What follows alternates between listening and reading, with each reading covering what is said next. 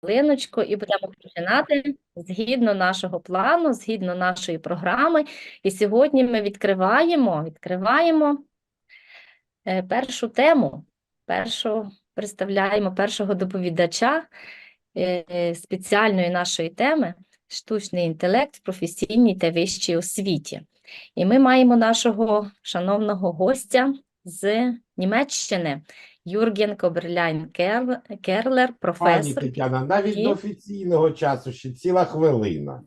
А ще, так як українці дуже часто затримуються, щось ви заважаєте людям почути Юргена у повному Пане обсязі. Роман, я дуже хочу, знаєте, дотримуватися того тайм-менеджменту і намагаюся вже другий наш такий івент великий, хочу дуже все за часом, щоб, знаєте, не пізніше. Ось тільки зараз за часом можете розпочинати, пані Тетяна. Ну, будемо вважати, що ми привітали. Це не заважає вам.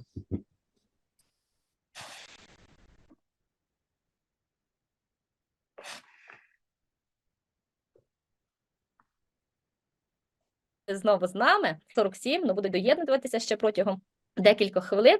Чекаємо, знову ж таки, дуже хороша була явка. І так, можемо вже починати. 16:00, все, дозвольте мені почати, вже продовжити нашу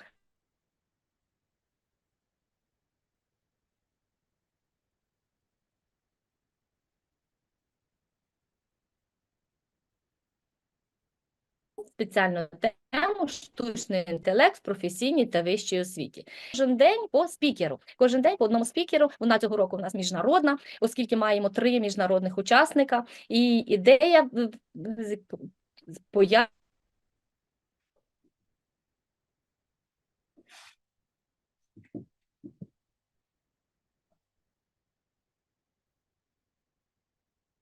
торкнутися і поговорити, і навчитися, і запровадити якісь цікаві інструменти, цікаві сервіси для нашої вищої освіти і для професійної освіти, тому що у нас дуже багато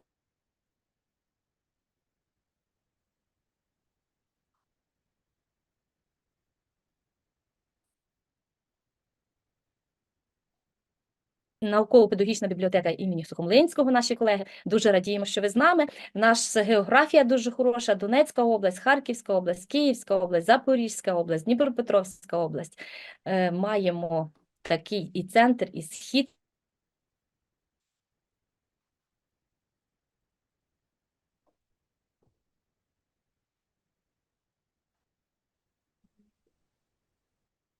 Він наш хороший друг, вже так, науковець, вже маємо дуже багато спільних праць, працюємо вже тривалий час і дуже раді запрошувати Юргена на наші цікаві заходи. І хочемо, щоб Юрген нам сьогодні представив таку цікаву тему Artificial Intelligence as a Revolution in Innovation. Пан Роман хоче, напевно, якісь організаційні питання, так? Так, я знову хочу звернутися до учасників, які підписані не власним прізвищем і ім'ям, перейменуватися, щоб ми змогли вам виписати сертифікати. Так, більшість, я подивився, у нас вже цього разу молодці, але є ще учасники, які підписані юзер, наприклад. Будь ласка, перейменуйтеся. Шановні колеги, ми маємо перекладача, тому не хвилюйтеся.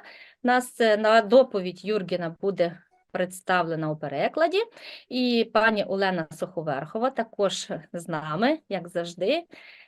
Вона бере активну участь у наших заходах, так що все буде у перекладі українською мовою.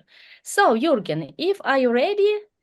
We want to invite to present your interesting topic, Artificial Intelligence as a Revolution in Innovation.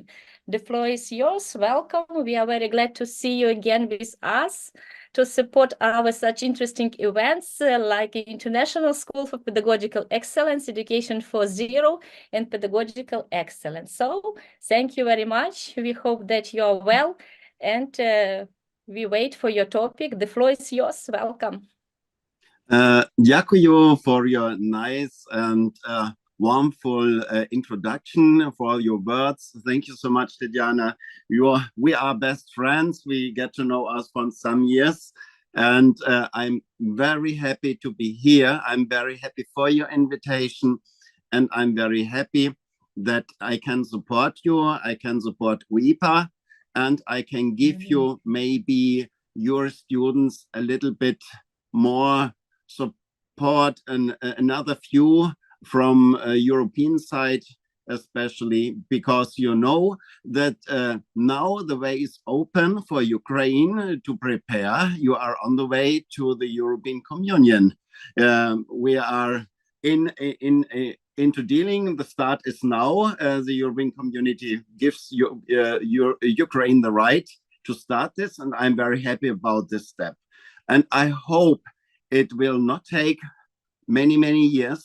I hope it will go a little bit faster, maybe because Ukraine has it did a special way now. Ukraine prevents the other European countries for the Russian invasion. And that's a big step, what we recognize, what we support. And maybe you can do our part that at the education level, at the universities, to give the young students, the young people, more strongness and happiness for this difficultest time. Okay, now I start. Jürgen, give us some minutes for translation, okay? Oh, okay. I explain. Don't forget about these things, Jürgen. Okay? Okay.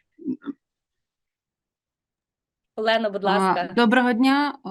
Пан Юрген привітав всю спільноту, яка сьогодні зібралася для того, щоб познайомитися з новітніми технологіями та тими речами, які будуть на часі для українського суспільства та для українського наукового середовища, тому що пан Юрген вірить, що саме наука буде рухати вперед наші країни, так, і він каже про те, що зараз Україна має таке становище, таке положення, яке під час війни ми маємо, і тому ми боремося за свободу, за те, що буде в майбутньому для нашої науки та для нашої країни, і він вважає, що зможе таким чином підтримати нас, наших студентів, тим, що зможе надати якісь новітні технології та ті речі, які допоможуть нам в навчанні та в майбутньому для підвищення рівня освіти нашої країни.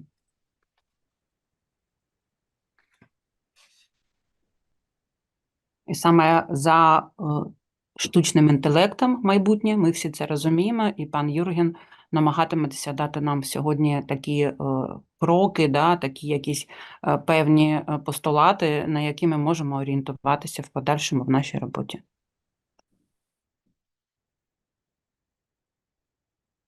Okay, now let me start with my presentation. And I have a big wish to you. After one slide, I make a short break for translation. And if you have any questions, don't hesitate to ask me. I will hope I can give you the right answer for you.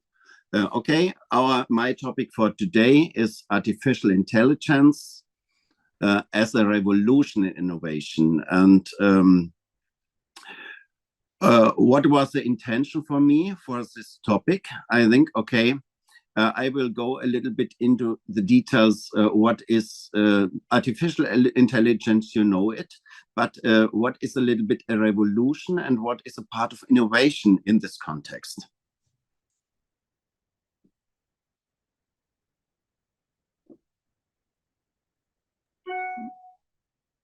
Пані Тетяна, ми перекладаємо в кінці чи зараз? Да. Окей.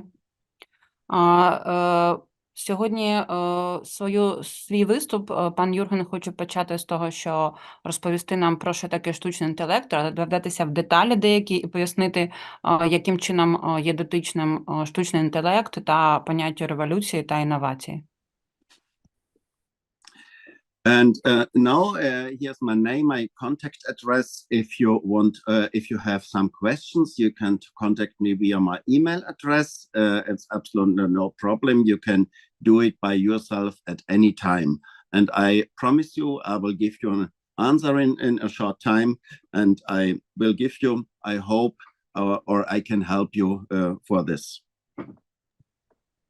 На цьому слайді ми бачимо контакти пана Юргена, і тому він запрошує до співпраці, до того, що якщо хтось має якісь питання або хоче з чимось розібратися з темою дотичною з тією, якою він сьогодні буде виступати, то він запрошує до співпраці, до того, щоб писати йому і повідомлення або якісь питання, і він намагатиметься відповісти якомога скоріше. Now I start with a short introduction, and then I go, as I mentioned at the first slide, a little bit in the meaning of the words, what is a revolution, what is innovation, and so on. And I give you now a bridge, a focus as a result, how it is important in the field of education, especially in higher education. And at the end, I will give you a summary and some advantages for you, take-home messages, etc. Ми перейдемо зараз до виступу. Пан Юрген дасть короткий вступ про те, що таке революція інновацій, яким чином вони дотичні до штучного інтелекту. Потім буде основний виклад теми, і в кінці пан Юрген намагатиметься дати нам такі advice, такі якісь настанови та якісь такі короткі кроки до того, яким чином можемо поєднати ми це і привести в свою роботу, в кожноденну працю. Now, let me start with the introduction. The introduction, you know, the artificial intelligence, you know, the meaning, you know, ChatGPT and all the advantages. And why is artificial intelligence, especially, you know it, an innovation of a revolution. And now let us go. I think you know the word revolution, what a revolution is, and why is this important. I give you now an example. I think you know this thing, especially shortly before. The artificial intelligence means in general the simulation of a human intelligence by software-coded heuristics, by a mathematics artificial intelligence.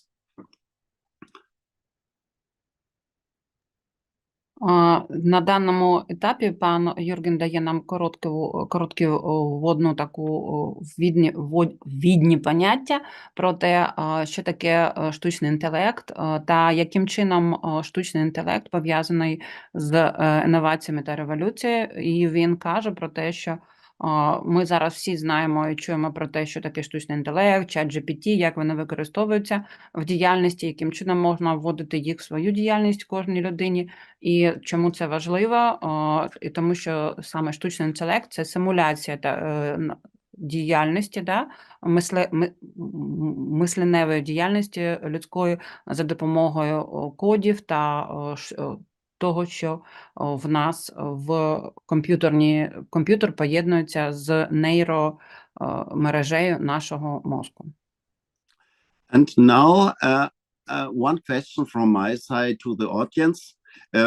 You know what a revolution is. Do you have an example of a revolution? Maybe. I'm open for your answers. I go a little bit in this lecture like in a face-to-face contact, in a conversation. Please don't hesitate, don't be shy. Maybe if you have an idea, if you have an answer, write it in the chat or tell it simply.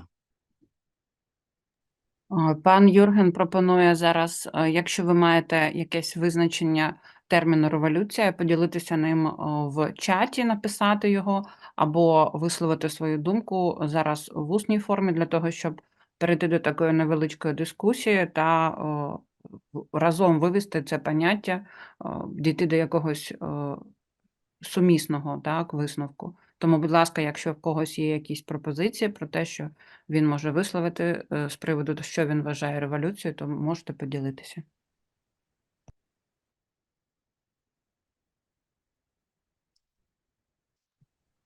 It's a step to change. It's in chat. Okay, and now have you a good a good idea, or have you an example for a revolution?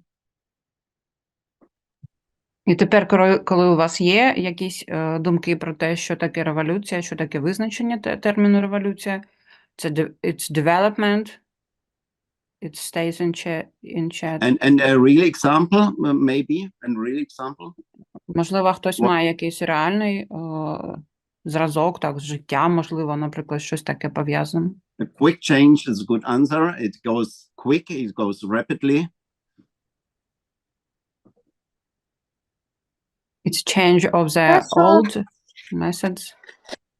Те, що зараз у нас йде війна, я думаю, кожен з педагогів на собі чув цю революцію, котру собі відчути, в тому, що ми спочатку вчилися очно, а зараз ми навчаємося дистанційно, і всі ці інноваційні технології, і навіть діти самі, може так сказати, облінілися, і використовують цей штучний інтелект, хоча ми просимо їх використовувати звичайну ручку, звичайний зошит. Мені здається, що ось з цим положенням і з карантином, який був напередодні, ось наша революція і проникнення в інноваційні технології, в оцю революцію штучного інтелекту. Я думаю, так. Дякую. Я можу перекласти, так? Дякую. Should I translate or you get the No, general? it's okay. It's okay. Thank you. Thank you so much. It was a good explanation. Thank you for that. I give you at the next slide, and I thank you to all the audience for this good answers for these things. And I think let us get a little bit go into conversation. I think it's also fruitful for you, for the audience, and I give you a step here of a revolution, and examples of famous revolutions include Maidan Revolution, for example. You know that exactly. It was from November to 13 to February to 14. We have maybe the American Revolution and a French Revolution, as well as an Industrial Revolution. And now we have also a revolution in artificial intelligence. And I try to explain you why it so is, and more recent events like the digital revolution and the information technology revolution, as well as artificial intelligence. Each of these revolutions brought about significant changes in respective areas, reshaping the world in profound ways.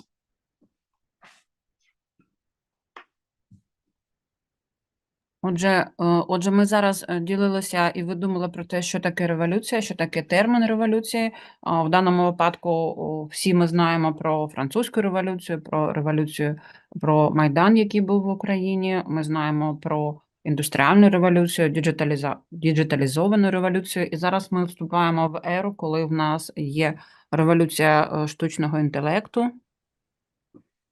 І революція – це фундаментальна та різка зміна способу мислення, управління, ведення всього у будь-яких справ на різних рівнях, як ми кажемо про управління країною та й себе особисто. Революція передбачає значний сув або трансформацію в, якщо ми кажемо про суспільство, то політичних, соціальних, економічних, технологічних аспектах. І також революція, як правило, характеризується повномасштабною такою реорганізацією усталених структур та норм, які були до цього. And now let us go into details. A revolution is a fundamental and open abrupt change. We have this in the chat. Thank you for these answers. In the way people think, govern, or conduct their affairs. It involves a significant shift or transformation in political, social, economic, technological, or cultural aspects of the society. Revolutions are typically characterized by a widespread of radical recognition of establishment structures and norms. I think we should translate it now, and then I gave step by step to the other answers. Отже, коли ми говоримо про термін, що таке революція, ми можемо казати про те, що революція – це фундаментальна зміна того, яким чином люди думають, яким чином люди вправляються в чомусь, вони вчаться і також роблять свої речі, свої справи, а також, коли ми кажемо про зміни в трансформаційному плані в суспільстві, то ми говоримо про зміни політичні, соціальні, економічні, і саме революції, вони, можемо сказати, їх типова характеристика в тому, що воно дуже широко та радикально реорганізує та змінює те, що було до цього в плані структур та норм. And now I give you step by step some key signal words, how you can recognize if it's a revolution or not. And by the way, what do you think is the opposite of a revolution? Зараз пан Юрген нам дасть коротко такі ключові признаки, ознаки того, що це саме ми бачимо революцію, революційні зміни. І як ви вважаєте, він задає питання в аудиторію, скажіть, будь ласка, що в нас є противагою та протилежністю до революції?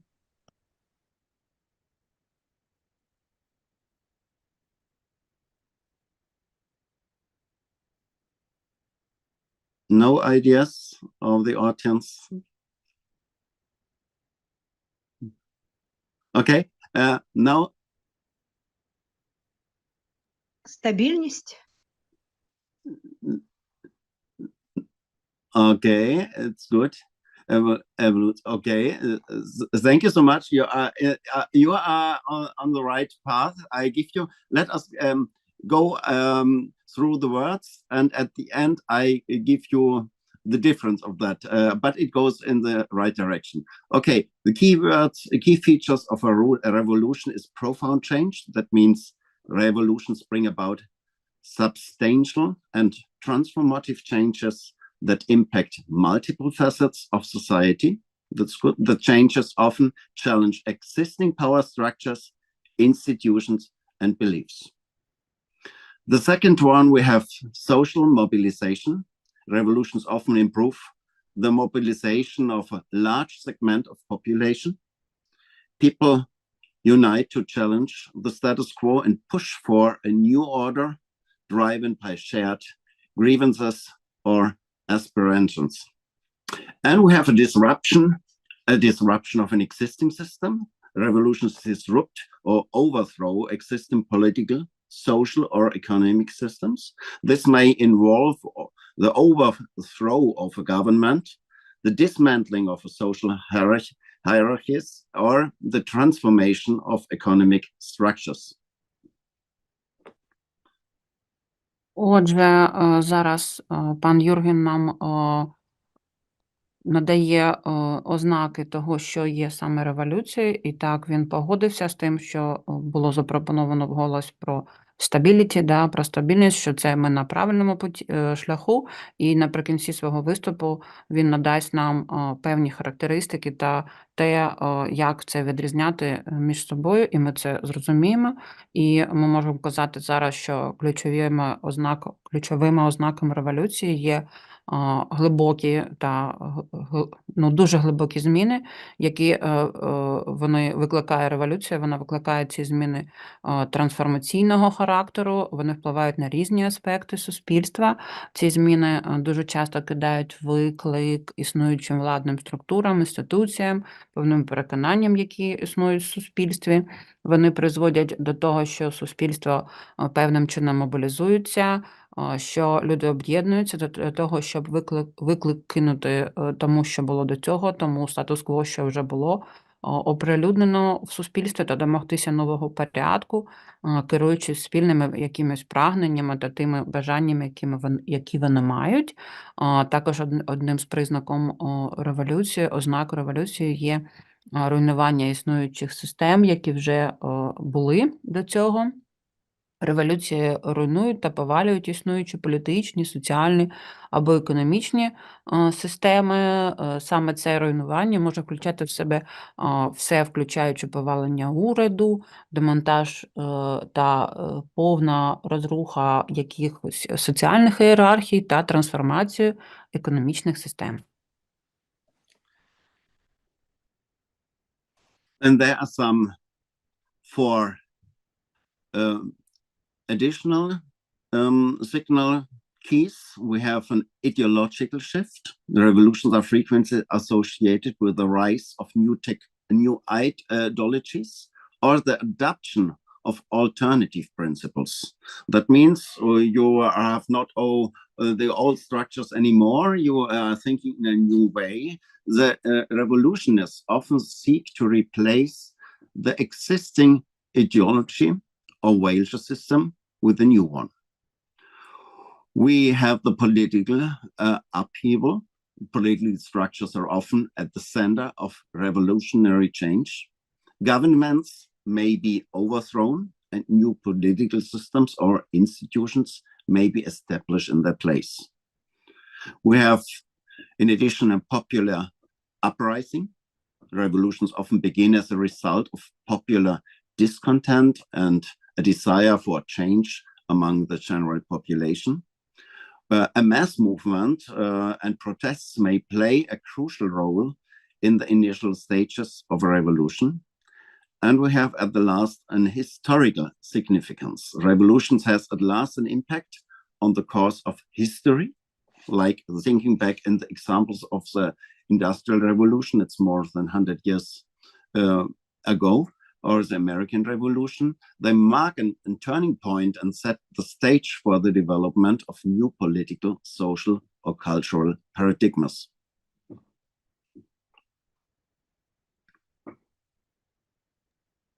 Отже, наступними ознаками революції ми можемо називати певні ідеологічні зміни, тому що революції дуже часто асоціюються з появою якихось нових ідеологій або прийняттям якихось рішуче інакших принципів, альтернативних принципів для чогось. Революціонери вони прагнуть змінити існуючу ідеологію та систему цінностей на нову, і саме це є так ключовою ідеєю.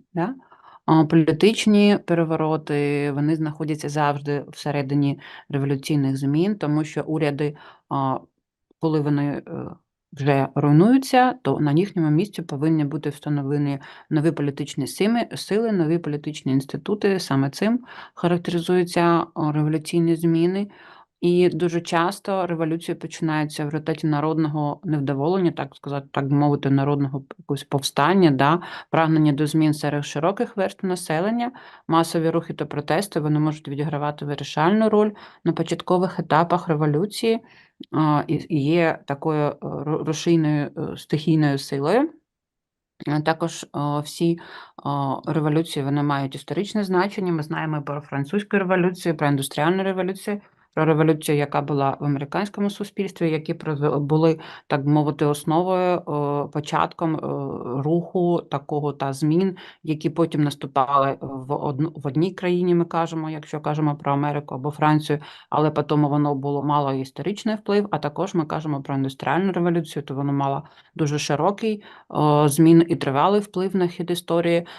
Саме історичне значення революції в тому, що вона, так мовити, знаменує якийсь певну веху, певний поворотний момент та створюють умови для розвитку в майбутньому нових політичних, нових соціальних та нових культурних парадигм.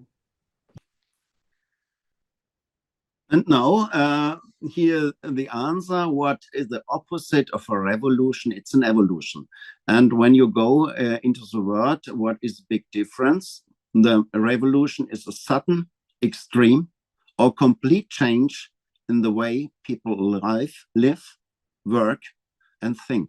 That refer to the forcible overthrow of a government or social order in favor of a new one, and uncertain and traumatic change. I heard this all in the chat. It comes strong, it comes fast, and it has a step, a big step also in history when you're thinking back. The opposite is an evolution. Like evolution is a slow development and gradual change of development. Like an evolution of plants, evolution of human beings, refer to the change in the heritable characteristics of biological populations over successive generations. It goes slow, gradual change.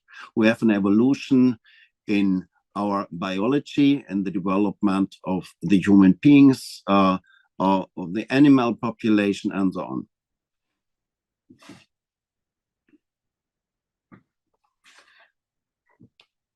На даному слайді ми бачимо визначення та в протиставленні два терміни – це еволюція та революція.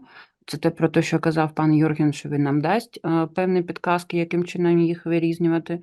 Ми можемо казати про те, що еволюція – це якісь певні нешвидкі зміни, які вони йдуть в розвитку в своєму, да, вони йдуть такими хвилями. Відповідно, зміни, вони певним чином виходять одна з одної, да, і вони так не поспішно випливають один з одного. Ну, ми беремо, наприклад, про еволюцію, про тваринну еволюцію, да, про ті певні зміни, які проводяться в біологічній сфері. А в той же час, коли ми кажемо про революцію, то це певні такі є зміни, які дуже вони випливають неочікуваними, да? Вони повністю змінюють стиль життя людей, роботи, країни, і, відповідно, вони, так мовити, примусово змінюють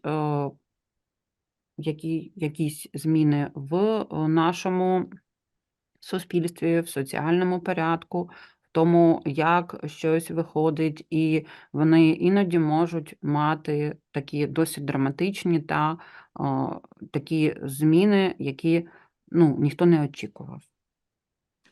And now when you're thinking back, the title of this lecture is Artificial Intelligence as a Revolution in Innovation. And when you look at the right side of the revolution and thinking back to artificial intelligence, you're thinking back 5 years ago, was artificial intelligence in the development and the research of universities. But during the last 2-3 years, it comes dramatically. And you can go to the Google web browser and can put in artificial intelligence and the accesses to these words, and it's dramatic. There is a chart in Google. I had it here at another lecture where I talked about artificial intelligence, and it was in dramatic accents to this word. You know ChatGPT, for example, and you know these things, and it goes when you're thinking about deeper about artificial intelligence, a little bit all the words from the right side are you can give a yes of this. It comes sudden and dramatic change during the last 2 years. It completely changes all the social order, maybe when you have questions of this, and it will think also the people thinking in this direction. And this is a little bit the answer why I said an artificial intelligence is a revolution. And now for this year, and on the next slide, I explain you the word a little bit innovation.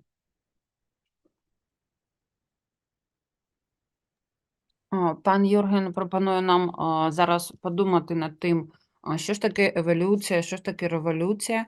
Він каже про те, що якщо ми порівняємо наші думки про штучний інтелект, які були в нас, наприклад, 5 років тому, 1 рік, 2, 3, і якщо ми подумаємо, яким чином що проходить зараз, якщо ми зараз можемо зайти в Google, вбити в пошуковик так штучний інтелект, ми можемо відкрити не лише ChatGPT, а ще якісь інші ті речі, які пов'язані зі штучним інтелектом, які можуть нам допомагати в нашій праці, в тому, яким чином і що можна робити. Порівняйте тим, як було, наприклад, декілька років тому, і ми з вами розуміємо, що це штучний інтелект, він зараз змінив наше життя, те, як ми думаємо, те, як ми про щось, над якоюсь тематикою працюємо, воно дуже різко змінилося, і ми можемо казати, мабуть, ви самі зголоситесь, що ми можемо казати про якісь певні революційні зміни, які пов'язані зі штучним інтелектом,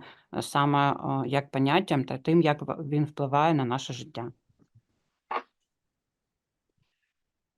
And now we are going forward to the word innovation, inspiring, creativity, analysis, technology, development, teamwork, and success. And you find innovations of all these parts. And I would like to give you to another slide, to the next slide, also the signal words. What is how do you recognize it as an innovation or not?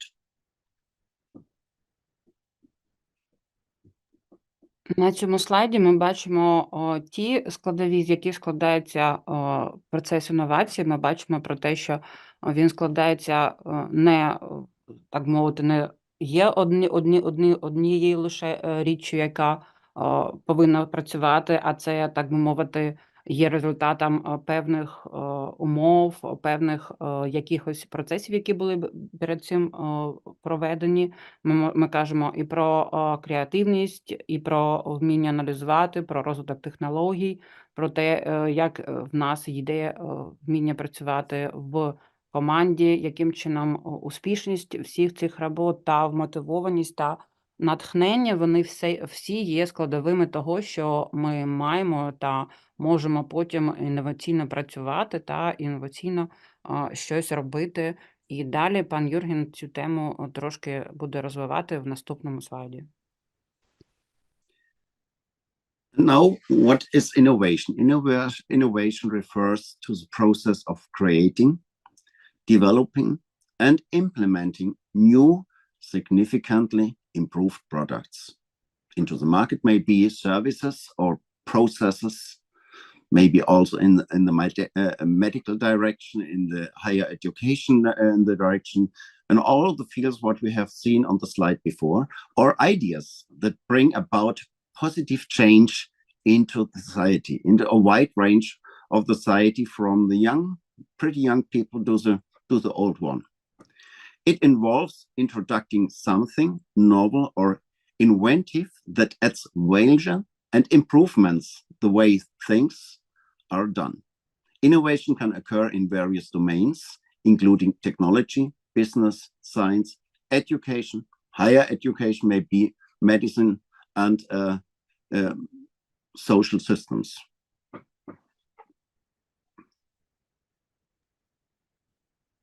Якщо ми будемо говорити про саме визначення інновації та інноваційності, то це процес створення, розробки та впровадження нових або якихось покращених продуктів, послуг, процесів, ідей, які призводять до позитивних змін. Ми можемо казати про ці зміни в різних сферах життя. Інновація включає в себе впровадження чогось нового, того, що було винайдено, того, що додає цінності та покращує спосіб виконання роботи або процес виконання цієї роботи, і інновації можуть виникати в різних сферах життя, включаючи технології, бізнес, наука, освіта, соціальні системи, медицина та саме вміння інноваційність – це вміння того, це цінність того, як ідеї можуть приносити позитивні зміни в життя, яким чином вони трансформують наше життя. And now we have here the key elements of innovation include. We have creativity. Innovation often begins with creative thinking and the generation of new ideas. Creative thinking, individuals of terms explore unconventional solutions, perspectives, or combinations to address challenges or capitalize on opportunities. Then the second one, we have problem solving. Innovations often driven by an identification and resolution of problems or inefficiencies. It seeks to address needs, fill gaps, or overcome limitations in existing solutions or processes. And we have the implementation. True innovation involves may then just generating ideas. It requires the successful implementation of those ideas. This may involve prototyping, testing, and refining new concepts until they are ready for practical participation. And when I speak here about prototyping and testing, this is also in the field of higher education, not only in the technical field, but also in the field of education. You can test and try methods how you can teach the students, teach people, and how fast can it bring some new things into their minds. And all these fields when we are talking about implementation.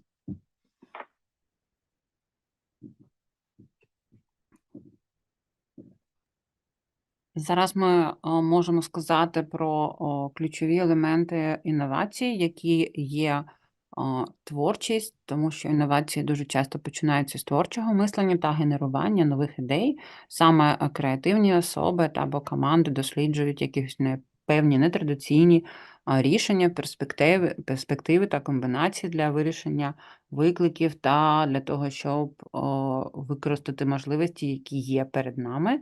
Ми кажемо про ще один елемент – це про вирішення проблем, це вміння дивитися на проблему та вирішувати її нетрадиційними рішеннями. Інновації, вони зумовлені тим, що потреба є виявити та вирішити проблему, яка була до цього вирішена неефективно. Саме в тому сенсі і в нас йде процес мислення для того, щоб задовольнити проблеми, для того, щоб заповнити якісь прогалини або подолати якісь обмеження, які в нас вже були до цього в існуючих рішеннях та процесах, які ми мали перед цим.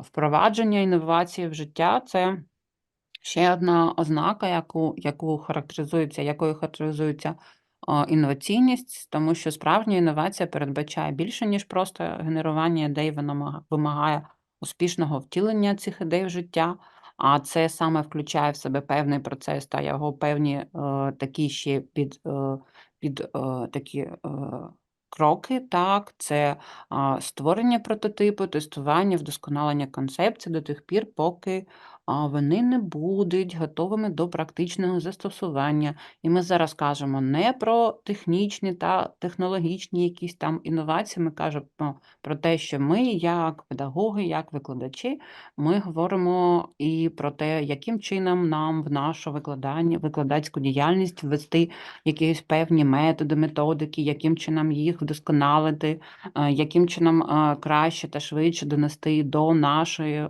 цільової аудиторії якісь речі, які будуть на часі, які будуть певним чином ефективними саме зараз. І ми кажемо саме про процес впровадження в плані впровадження в нашу безпосередню діяльність викладацьку. And we have also value creation, successful innovation adds value to individuals, organizations as well, or society as a whole. It may lead to improved efficiency, enhanced quality, cost savings, maybe also energy savings, better user experiences, or the creation of entirely new market. Adaptability, innovation is not a one-time event, but an ongoing process.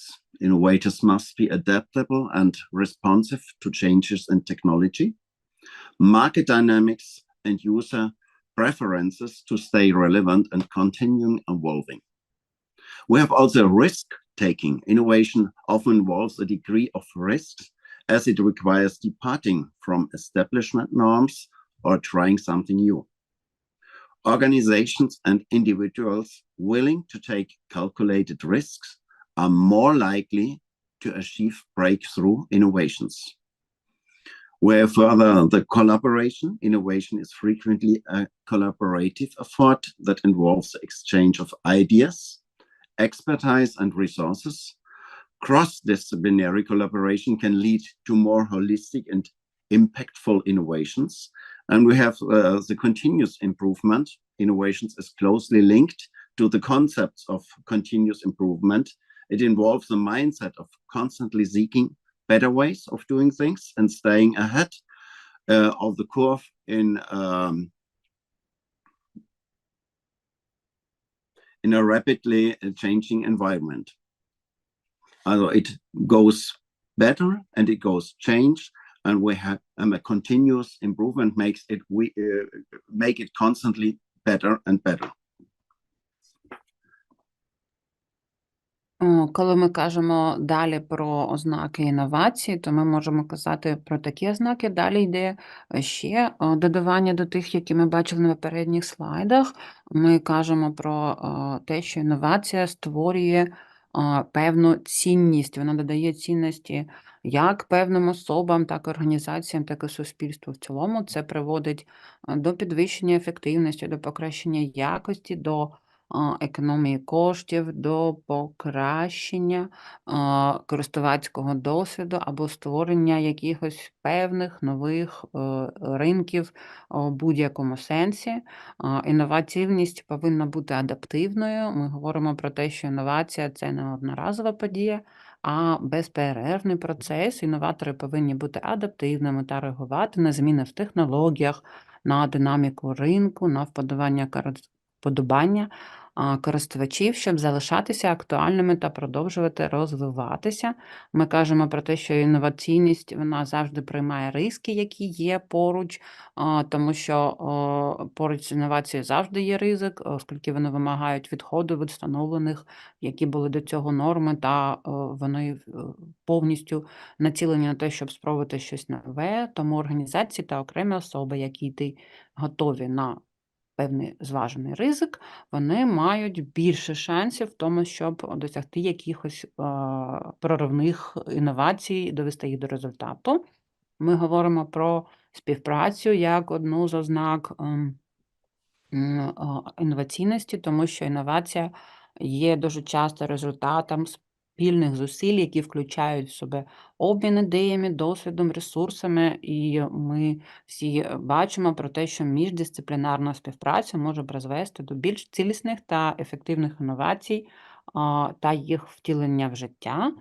Ми говоримо про постійне вдосконалення, тому що інновації, вони тісно пов'язані з концепцією безперервного вдосконалення. Це передбачає мислення та постійний пошук кращих способів ведення справ та випередження самих себе, так би мовити, якоюсь певною кривою в швидкому минливому середовищі, для того, щоб кожен раз, коли ми щось повторюємо, то воно вдосконалюється, тому ми можемо прийти до кращого варіанту. And we have innovation can also have different forms.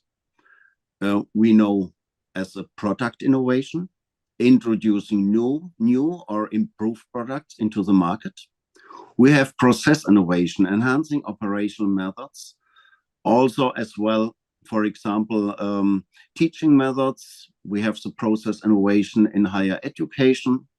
We have as well it in the field of service innovation, creating new or improved services, maybe online support, maybe new ways of teaching, because when you are teaching online or you have online lessons or online teaching, and your professor gives you the online material in a cloud, for example, where they offer you a new service which supports you in the process of innovation with the help of service innovation, for example. And we have also business model innovation in the market. That means rethinking how wage is delivered. I think we can translate it now at this, and then I go to the second one. Окей. Отже, ми говоримо про те, що інновація може мати зовсім різні форми. Наприклад, ми говоримо про інновації у вигляді продуктів, тобто коли щось вдосконалюється, він стає новим, цей продукт, порівняно з тим, яким він був до цього. Коли ми кажемо про процеси, інновації в процесі, то вдосконалення методів роботи, коли ми говоримо про викладацьку роботу, то саме тут ми можемо використовувати нові методи, і це йде процес вдосконалення, да, інновація процесу саме навчання. Коли ми говоримо про інновації у сфері послуг, то, наприклад, якщо ми кажемо відносно до нашої сфери викладацької, наприклад, коли ми переходимо до онлайн-викладання, да, і ми викладаємо щось онлайн, і нам надають якісь матеріали для того, щоб вони нам допомагали під час навчання на курсі, ці матеріали, наприклад, надаються в облачному сервісі або на якомусь сайті, тобто вдосконалюється, інноваціюється процес навчання за допомогою того, що саме через надання послуги нової нам надаються якась інноваційна складова. Коли ми кажемо про інновації в бізнес-моделях, в моделюванні, то говориться про те, що йде переосмислення того, яким чином вже складалася, створювалася цінність якогось продукту або якоїсь речі, яка до цього була. Also, what I come in mind now is a good example for a service innovation as well. When you have an electric car like from Tesla now, you have no paper handbook anymore. You go into the Tesla, and before you're starting, on the screen is an introduction video, which gives us the service and the function of the cars, like you have an chat function, and you have also a video. And this is also a good example for a service innovation, for a paperless service innovation.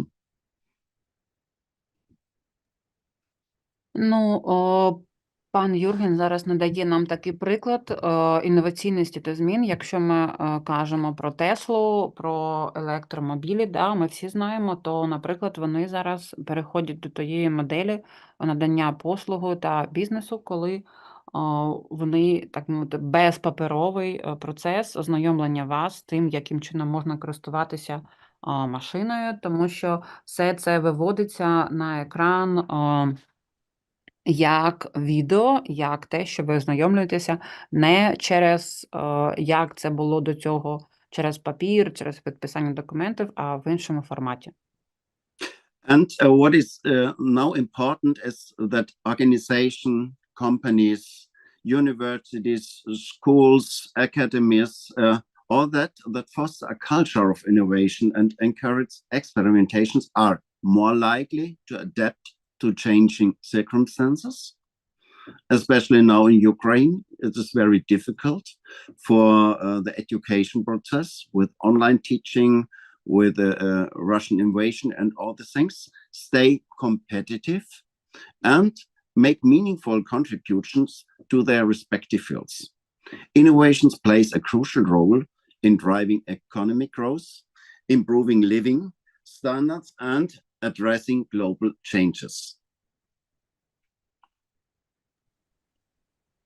Ми повинні мати на увазі про те, що організації, які розвивають культуру інновацій та заохочують до того, щоб якось експериментувати з цим, вони адаптуються з більшою ймовірністю до минулих обставин, коли ми зараз кажемо про нашу ситуацію, яку ми маємо в Україні, коли йде викладання онлайн, коли в нас йде війна з Росією, та саме ці умови, да, саме ці обставини змушують вищі навчальні заклади бути конкурентноспроможними.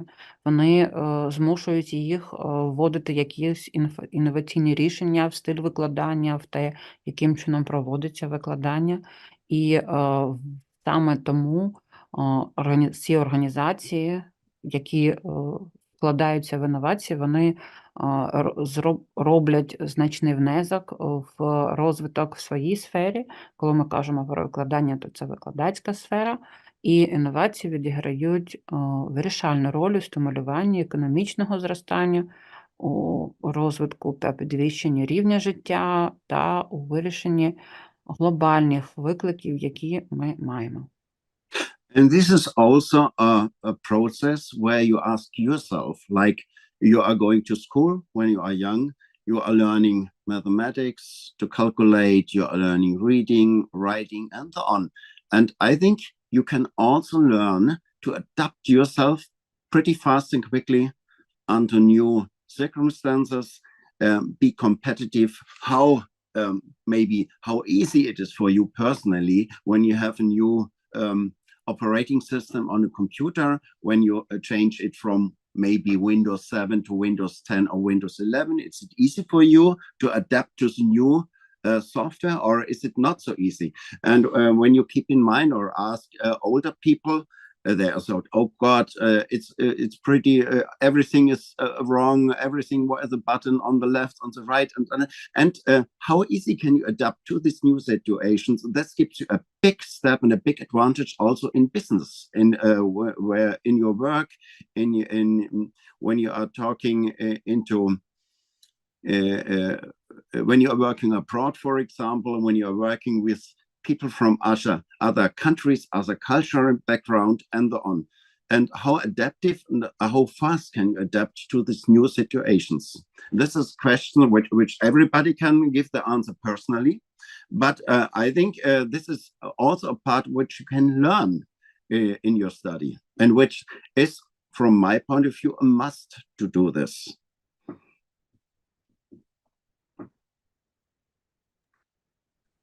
Пан Юрген пропонує нам подумати над тим, якими ми були, коли ми навчалися, коли ми ходили до школи, коли ми ходили до університету, да, як ми вчилися чомусь, як швидко йшов цей процес, яким чином відбувалися зміни в тому, чому ми навчилися, та ми могли це реально подивитися, чи вміємо ми це робити. Наприклад, коли говорити про комп'ютерні якісь певні навички та вміння роботи з комп'ютером, то пригадайте зміни, коли ми змінювали Windows 7 на Windows 10, на Windows 11, коли ми один одному жалілися, що, наприклад, тут було так з кнопочками, тут не так, тут ми вмикали так цю функцію, тут вона вмикається зовсім по-іншому. І все це питання лише нашого вміння адаптуватися, про те, яким чином ми можемо адаптуватися, чи легко нам це зробити, чи ні. Подумайте над цим, зверніться до себе, спробуйте прорефлексувати про це. І коли ми говоримо про те, що, наприклад, хтось виїжджає за кордон, він працює в іншому місці, в іншій країні, то яким чином ця людина призвичається до інших культур, до вміння працювати серед людей з іншої національності, до інших звичаїв. І пан Юрген вважає, що цьому також можна навчитися, і що це вміння можна в собі також розвивати, якщо бути вдумливим та бути готовим до інноваційності в самому собі. Now I have here a chart. Below you see technology news from the low to high, and on the other side you have the impact on the market. And when we start on the gray field to the left below, incremental, gradual, continuous improvements on existing products and services. We go to the blue one, radical technology breakthrough that transform industries, often creates a new market. It may be, but when it's also at the same time is sustaining, it means it is long in the market, a significant to the left above, to the pink, a significant improvement on a product that aims to sustain the position in an existing market is good. But if you have new technology newness, a product which was not exist before, and you have an impact on the market, a wide market from the pretty young people to the old people, everybody knows is cool. Like example, then you have a disruptive technology, a new business model that disrupts the existing market, and it stays into the market, and it's adapted and accepted from everybody. That everybody said, oh, how do you like this product? Oh, it's so cool. I love this. And this is an example for a disruptive process where we have new technology newness and a strong impact on the market.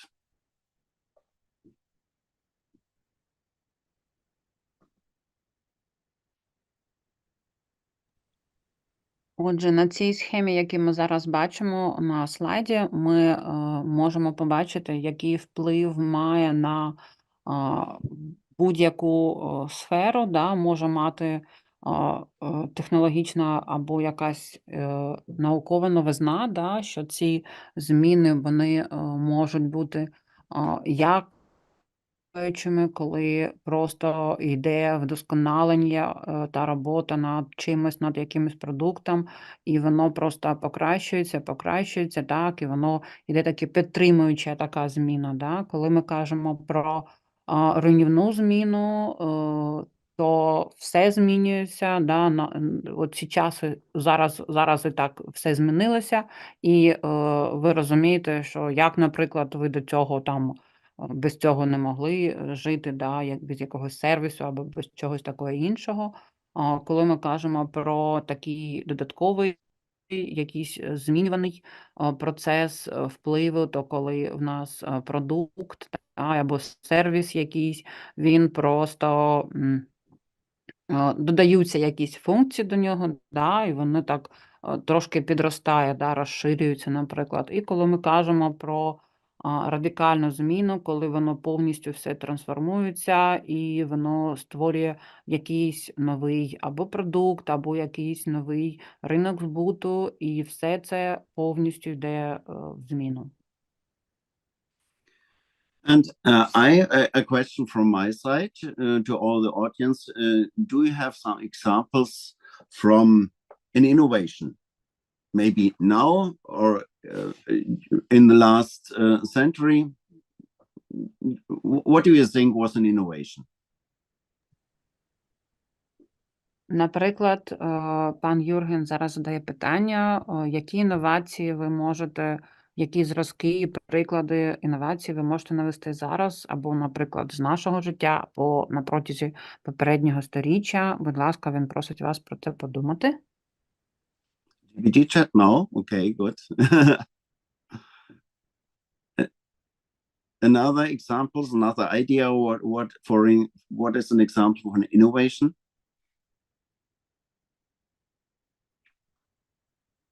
Можливо, хтось має ще зразки?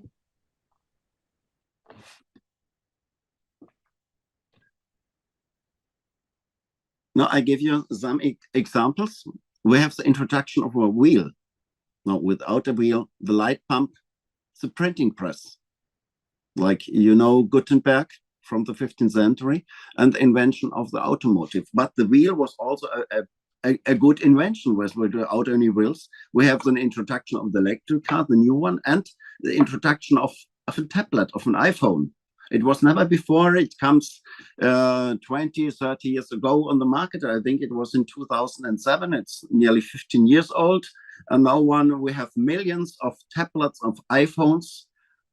Before, we have a traditional old mobile phone with keys on it. Now we have a keyless, like, and it's also an innovation why the smartphone or the tablet, the mobile phone is accepted from the pretty young people to the old one. And maybe we have an introduction of smart home technologies and as well the introduction of the internet. I think 40 years ago, the internet exists in the 1970s, but on the research level at the universities, it goes into the popular market in the mid of the 90s. I remember that exactly at that time, okay, we started with a small browser with Microsoft DOS and this one, and then there was a big step, the invention in the white mass market to bring that, and this was a great innovation and preparing all the way for all the other technologies like the smart home technologies or the tablets, mobile phones as well.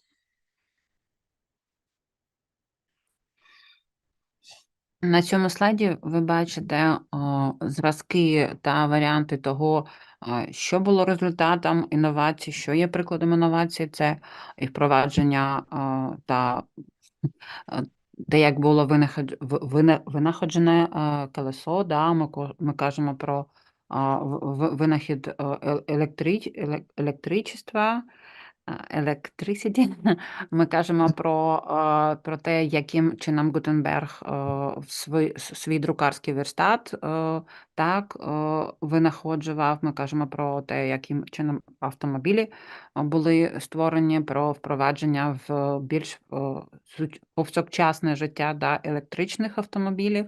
Ми говоримо про те, яким чином в наше життя прийшли айфони, планшети, пласкі телевізори та мобільні комп'ютери. Ми можемо сказати, що, наприклад, 30-40 років тому не було так багато поширеним використання планшетів в нашому повсякденному житті. Якщо казати про інтернет, то ми кажемо про те, що він був винайдений в 70-х роках, але його більш таке широке використання та впровадження в життя, що зробило якийсь інноваційний прорив, це було в середині 90-х років, і як пан Коберлян зараз каже, він каже про те, що, наприклад, в їхньому офісі все починалося з невеличкого браузера, з тому, як вони починали працювати з інтернетом, і до чого все це прийшло, ми знаємо зараз, кінець це штучний інтелект і все, що з цим пов'язано, ну і також, відповідно,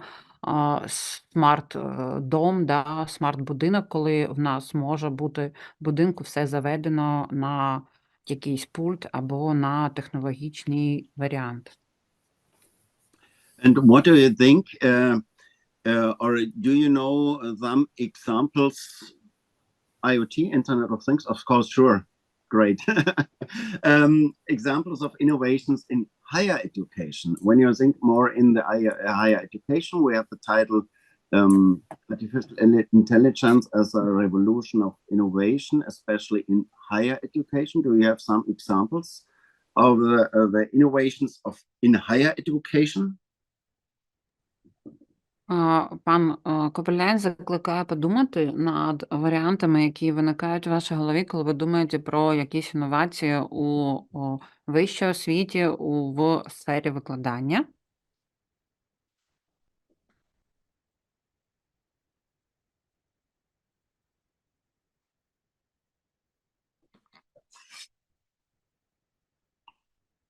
Now we have here the examples of innovations in general, and now I give you here the examples of innovations in the field of higher education. We have at first our topic, one of the topic here, the artificial intelligence, but we have also the 3D printing, we have the flipped classrooms, we have the virtual reality and augmented reality, we have virtual labs, especially and social media, and blended hybrid learning.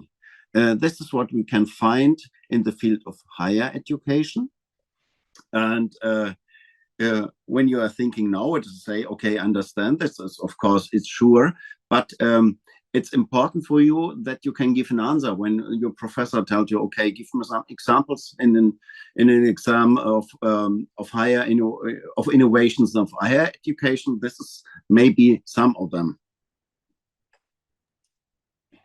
Зараз ми бачимо на слайді зразки інновацій в вищій школі. Це, по-перше, це тема, яку ми обговорюємо сьогодні, це штучний інтелект, це 3D-друк, це перевернуті класи, це віртуальна доповнена реальність, віртуальні лабораторії, соціальні медіа, змішане або гібридне навчання. І, будь ласка, спробуйте в цьому ключі, пан Юрген закликає вас подумати про те, що ж, окрім того, що ви зараз писали в чаті, що кожен з вас може назвати якимось зразком інновації в освіті, а в вищій освіті також. And now we have artificial intelligence has a profound and multifaceted influence on higher education. And what is the influence? We know artificial intelligence as a revolution of innovation. We know what the word revolution is, what the word innovation, and now what is the influence? How will be higher education influenced by artificial intelligence? We have an example for enhanced learning experiences, enables the creation of personalized and adaptive learning experiences, catering to individual student needs, learning styles and pace, This can lead to improved engagement and understanding. We have the data-driven decision making, allows institutions to collect and analyze vast amounts of data related of students' performance. So this is also a basis, a big step, because the artificial intelligence is based on a database where the information comes from. This data-driven approach can inform strategic decision-making to enhance efficiency and effectiveness. We have as well the efficiency in administrative processes, automates administrative tasks such as admission processes, enrollment management, and grading, freeing up time for educators and staff to focus on more strategic and high-value activities. And we have the predictive analytics for students' success. Algorithms can analyze historical data to identify patterns, maybe, and to predict student success or potential challenges. Maybe from the history, from the database, there comes the information, and with the algorithm, we identify, we find out what is the best way, and how can we give the students the best way of learning that they bring the most, a huge amount of information in a short time in their mind. This enables early innovation strategies to support students who may be at risk of academic difficulties. And from my point of view, it's important that you bring this information in your mind, that you understand this process, what the advantages are in the field of higher education, which comes from the part of artificial intelligence.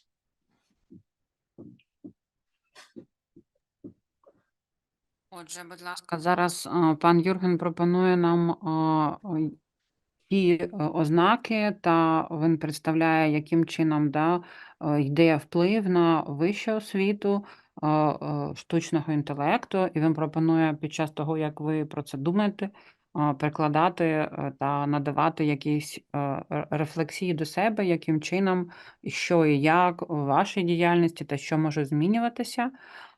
Отже, штучний інтелект впливає на покращення, так мовити, досвіду того, як проходить саме навчання. Саме це дозволяє створювати персоналізовані та адаптивні навчальні програми, які відповідають індивідуальним потребам студентів, індивідуальним стилям навчання, індивідуальним темпам навчання. Це призводить до кращого залучення студентів до навчання та до розуміння, яким чином йде процес навчання. Ми кажемо про те, що штучний інтелект впливає на прийняття рішень на основі того, які дані були зібрані, що саме це дозволяє навчальним закладам збирати та аналізувати величезні обсяги даних, пов'язаних з успішністю студентів, з тенденціями зарахування, з тенденціями використання ресурсів студентами. Цей підхід заснований на тому, що ці дані можуть потім бути використані для прийняття стратегічних рішень для підвищення ефективності та результативності навчання. Ми кажемо також про ефективність адміністративних процесів навчання. Ми говоримо про те, що йде автоматизація адміністративних завдань. Про такі процеси говоримо, як процес вступу, управління зарахуванням, управління оцінюванням, що звільняє час для викладачів та дозволяє їм зосередитися на більш стратегічних та важливих видах діяльності. Ми говоримо про прогностичну аналітику, так мовити, передбачаючу аналітику студентського успіху, Ми говоримо про те, що алгоритми можуть аналізувати історичні дані для виявлення закономірностей і прогнозування успіху студентів та якихось потенційних проблем, які ті ж студенти можуть мати.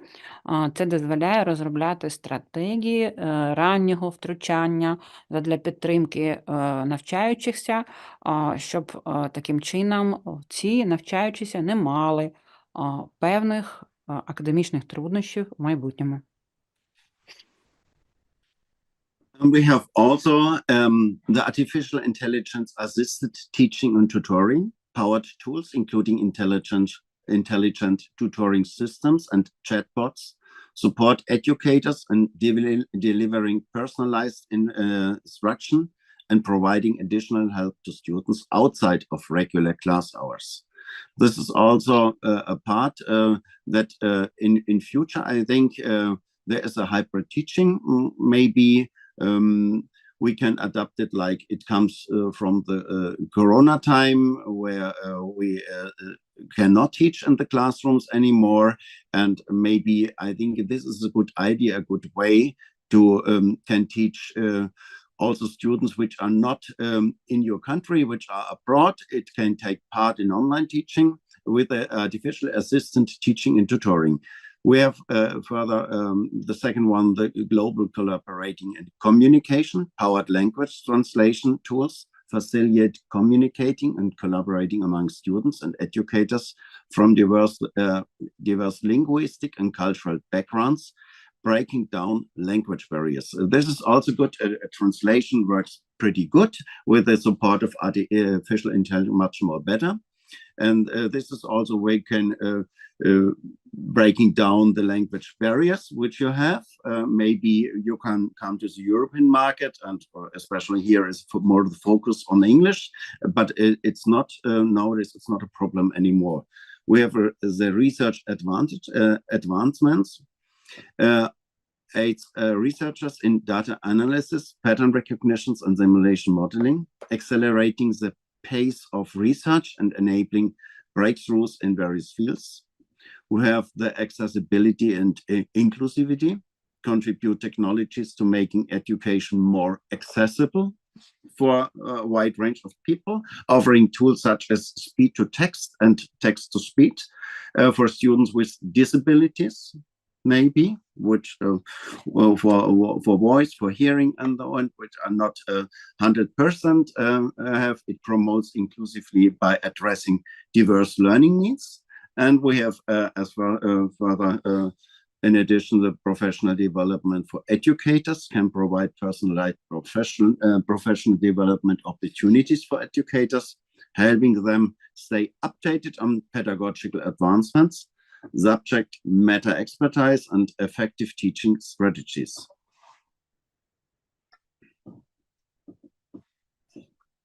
Отже, коли ми з вами говоримо про ті риси, що зміни ведуть, інноваційний штучний інтелект нам надає для вищої освіти, для освітянства, то можемо казати, що ми підходимо до тієї риси, коли викладання та репетиторство можуть вестися за допомогою штучного інтелекту, тому що певні інструменти для викладання можуть створюватися на базі штучного інтелекту, наприклад, інтелектуальні системи навчання або чат-боти. Вони допомагають викладачам надавати більш персоналізовані інструкції для учнів та надавати додаткову допомогу учням в позаурочний час поза навчальними нашими годинами. Ми говоримо про глобальну співпрацю та комунікацію, тому що штучний інтелект надає нам потужний інструментарій для перекладу, полегшує спілкування та співпрацю між студентами та викладачами з різних мов, з різних культурних середовищ. Тобто штучний інтелект допомагає нам руйнувати мовні бар'єри, які існують, перепони перед нами. Ми говоримо про розвиток досліджень, про те, що штучний інтелект допомагає дослідникам в аналізі даних, в розпізнаванні образів та в моделюванні, що допомагає прискорити темпи досліджень та уможливити прориви в різноманітних галузях науки та інших сферах діяльності. Ми говоримо про доступність та інклюзивність, яку нам допомагає впроваджувати штучний інтелект, тому що, наприклад, ми говоримо про такий інструментарій, як перетворення мовлення в текст або текстомовлення, що може надавати студентам з обмеженими можливостями освіту робити більш доступною для них. Да? Саме цей інструментарій, наприклад, тобто певні технології, вони можуть сприяти інклюзивності та задовольняти різноманітні навчальні проблеми та потреби. Ми говоримо про професійний розвиток для освітян, що може забезпечувати індивідуальні можливості професійного розвитку для освітян, допомагаючи їм бути в курсі педагогічних досягнень, знань з предмету та ефективних стратегій викладання. Також пан Юрген закликає нас до вивчення іноземних мов, про що він вже неодноразово в своїх доповідях казав до цього. We have also the rise of online and blended learning plays a crucial role in the growth of online education and blended learning models. Intelligent platforms can deliver content assessment performance and provide feedback in virtual environments. We have a job market alignment, helps institutions align their curricula with the skills needed in the evolving job market. This ensures that graduates are better prepared for the demands of the workflow and better prepared for the job market. That means you come faster into a productive workflow. We have the credential verification of security. It's often in conjunction with blockchain technology, can enhance the security and transparency of credential verification, reducing fraud in the verification process. While artificial intelligence offers significant benefits, challenges include concerns about data privacy, ethical considerations, and the potential for bias and algorithmic decision-making.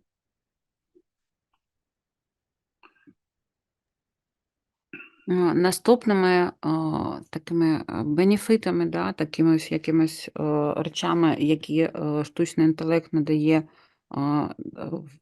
для нашої освіти, це є розвиток онлайн та змішаного навчання, тому що штучний інтелект тут відіграє вирішальну роль у розвитку онлайн-освіти та змішаних моделей навчання, інтелектуальні платформи. Вони можуть надавати контент, оцінювати ефективність, забезпечувати зворотній зв'язок у віртуальному середовищі. Окрім того, ми кажемо про те, що йде залученість та узгодження з ринком праці, тому що штучний інтелект тут нам допомагає навчальним закладам узгодити свої навчальні програми з навичками, які необхідні на ринку праці. Тобто це гарантує, що випускники будуть краще підготовлені до вимог ринку праці та будуть більш обізнаними. Ми говоримо про перевірку та безпеку облікових даних. Дуже часто в поєднанні з технологією блокчейн саме це може підвищити безпеку та прозорість перевірки облікових даних, знижуючи рівень шахрайства в процесі перевірки. Хоча штучний інтелект і пропонує нам значні переваги, все ж таки ми маємо проблеми, які нас непокоять. Це такі проблеми, як конфіденційність даних, етичні міркування та деяка упередженість штучним інтелектом при прийнятті алгометричних рішень. Вибачте. And you have now heard a lot of advantages of the artificial intelligence as a innovation, as a revolution of innovation, and the advantages when we bring this into the field of higher education. But all the advantages on one hand side have also a small disadvantages on the other. And I would like at the end also what we should focus on when we are talking or when we bring artificial intelligence into the higher education. Institutions may need to navigate these challenges responsibly to harness the full potential of artificial intelligence in higher education. And there are maybe some critical questions and necessary rules. Leverage artificial intelligence and automation to improve learning outcomes while protecting human decisions and intellectual property rights. We need the verification and certification of the data quality underlying artificial intelligence, because that's the basis which with the mathematics where the artificial intelligence results comes from, and the recognition of education applications based on the information appropriate to the pedagogical situation. Danger and risks of artificial intelligence in education as different educational technologies or systems, educational systems can increase or undermine equal opportunities for students and provide human checks and balances to take countermeasures for any artificial intelligence systems and tools that undermine equity. And what comes to me now in mind is also how we can protect the database when we are collecting data from the students and prepare it and making results. How can we protect this data information to the access from others maybe? And this is also maybe a critical question. It could be negative, but we should in mind and should aware that we protect these data from the other people. Ми всі з вами розуміємо, що, як зазвичай, в нас є позитивні та негативні сторони чогось. Коли ми перед цим казали про переваги штучного інтелекту та його використання в науці та в процесі навчання, також ми повинні бути знайомими, бути ознайомленими та розуміти, що можуть існувати певні, так би мовити, мінуси або певні речі, з якими нам треба ознайомитися та мати їх на увазі. Думками про це завжди, так би мовити, повертатися до цього. Закладам потрібно відповідально підійти до цих викликів, які стоять перед нами, до цих небезпек, для того, щоб використати весь потенціал штучного інтелекту, але треба дотримуватися певних питань та тримати при собі ті правила, які потрібно нам виробити для себе, і потім їх дотримуватися. Ми говоримо про те, що потрібно використовувати штучний інтелект та автоматизацію для покращення результатів навчання, захищати при цьому людські рішення та права на інтелектуальну власність. Ми говоримо про верифікацію та сертифікацію якості даних, які лежать в основі штучного інтелекту, про те, для того, щоб це підходило, так би мовити, до розпізнавання освітніх додатків, щоб воно було засновано на інформації, яка відповідає педагогічній ситуації та педагогічним вимогам. Ми говоримо про небезпеки та ризики штучного інтелекту в освіті, оскільки різні освітні технології та різні освітні системи, вони можуть збільшувати або зменшувати рівні можливостей для учнів, для тих, хто навчається. Ми повинні забезпечити людську систему перевірок та стримувань та противаг для вжиття контрзаходів щодо будь-яких систем або інструментів штучного інтелекту, які можуть підривати рівність того, що все повинно бути еквівалентним, вимогам. Також пан Юрген наголошує на тому, що коли ми збираємо дату від наших студентів, від тих, кого ми навчаємо, ми повинні завжди думати про те, яким чином ми будемо зберігати цю дату, яким чином ми будемо зберігати всі ці речі, всю цю інформацію, для того, щоб вона була недоступна для інших, тих сторін, які не мають права її отримувати та користуватися. Now I'm at the end. That's my last slide. I think the education is a right for each and everyone around the world. And they thank you for your attention. And I wish you a nice pedagogical excellence education process, a nice conference. You have still 2 days, and I wish you a Merry Christmas and a Happy New Year. Maybe I hope I can say this in the situation you have now, but they thank you so much.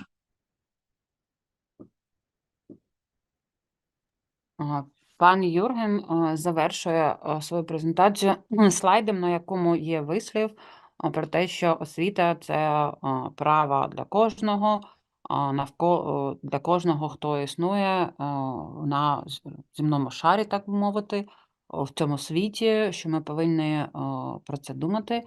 Він дякує за увагу, дуже сподівається на те, що він сьогодні зміг якимось чином прояснити певні речі, які існують в нашій науковому середовищі щодо штучного інтелекту, насчет безпек та небезпек, певних речей, які пов'язані зі штучним інтелектом. Він говорить про те, що він бажає нам гарного Нового року, він бажає Різдва Христового також, він бажає впевненого успіху в науковій школі, яку зараз ми всі відвідуємо, про те, що всі ці знання, які ми ще можемо отримати не тільки лише сьогодні, а й завтра, допоможуть нам підкоренні наших педагогічних висот та прийнятті рішень, які будуть інноваційними, і матимуть переваги для нас як освітян. Ще раз ми бачимо слайд, до якого звертався пан Юрген на спочатку своєї презентації, там, де є його імейл, і я так на початку наголошувала, пан Юрген казав, і зараз він до цього повертається, мабуть, про те, що будь-які питання, будь ласка, задавати за цією адресою, звертатися, і пан Юрген намагатиметься дуже швидко відповісти на ці питання. Okay. Thank you so much and wish you a nice evening. Дякую. Ще раз пан Юрген бажає гарного вечора і всього найкращого. Vielen Dank. Дякуємо. Дякуємо велике. Interesting presentation, for interesting lecture. Dear Jürgen, and I have one question. Could we add your presentation to our site of our association, Jürgen? Oh, Is it sure, possible? no problem. Yeah, thank you. Thank you so much. Так. Okay. Bye-bye. Перший день нашого тижня, нашого такого тижня спеціальної теми «Штучний інтелект в професійній та вищій освіті». І завтра в нас наступні теми. Завтра буде 2 доповідачі. Також наш іноземний учасник Луїс Кардосо виступить із темою щодо чату GPT, як педагогічна інновація. А також я хотіла розповісти і буду розповідати про наш новий проєкт, який ми розпочали в Українській інженерно-педагогічній академії, і трошки розповім про особливості цього проєкту, також як інноваційний напрямок розвитку освіти, дистанційної освіти.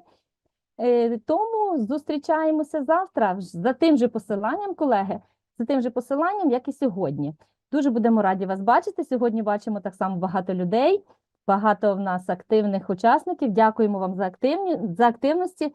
Щодо домашніх завдань було запитання вже і у чаті, і писали у на пошту. Завтра ми підготуємо, вже сьогодні з нашими спікерами вже переговорили щодо домашніх завдань. Буде таких 2 основних завдання, але знаєте, хочемо після кожного спікера завдання видавати. Але завтра вже будемо мати такі більш-менш завдання сформульовані для індивідуальної роботи. І всі ці завдання будуть розміщені на сайті Асоціації з розвитку професійної та неперервної освіти, де ви отримаєте доступ до них і зможете попрацювати над ними. Тому, якщо є ще запитання, зараз ми дивимося у чат, запитання, якісь коментарі. І бачите, згідно нашого регламенту, ми завершуємо сьогодні перший день. Я вас вітаю і чекаємо завтра на другому дні нашої школи «ОСВІТА 4.0» та «Педагогічна досконалість». Всього вам найкращого, бережіть себе та своїх близьких, залишайтеся в безпеці, мирного, тихого вечора та спокійної ночі. До побачення. А можна я ще спитаю? Я прошу пробачення. Хотіла спитати, а завдання, якщо що, будуть в класрум викладатися? Буде створений окремий курс, чи також на електронну пошту будуть їх надсилати? Так, колеги, щойно оголосила трошки. Завтра, оскільки буде моя презентація, і я більш детально розповім про завдання. 2 основних завдання буде, які ми маємо виконати так, до кінця тижня, до п'ятниці, і надіслати як самостійну роботу цієї школи. Ну, це 8 годин, у нас 8 годин самостійної роботи. Так, відповіла. На сайті громадської спілки Асоціація з розвитку професійної та неперервної освіти www.dev.gov.ua. Я завтра більш детально про це розповім. Не хвилюйтеся, всі отримуєте цікаві завдання, цікаві практичні навики, STEM, штучного інтелекту та інноваційних технологій. Якщо ще є запитання, я готова відповісти. Дякую велике, пробачте. Завтра на другому дні нашої школи спеціальної теми. Пані Тетяна, завтра 3-й день школи, і нагадайте, що завтра Ой, я наголосила, 2-й день спеціальної теми, а 3-й день нашої школи, так? Так, дякуємо, пробачте. Дякуємо вам, колеги, До побачення, гарного дня. активну участь. За цим же посиланням чекаємо вас до завтра. Гарного всім вечора. До побачення. До побачення. До побачення. До побачення. До побачення. Гарного вечора. До побачення.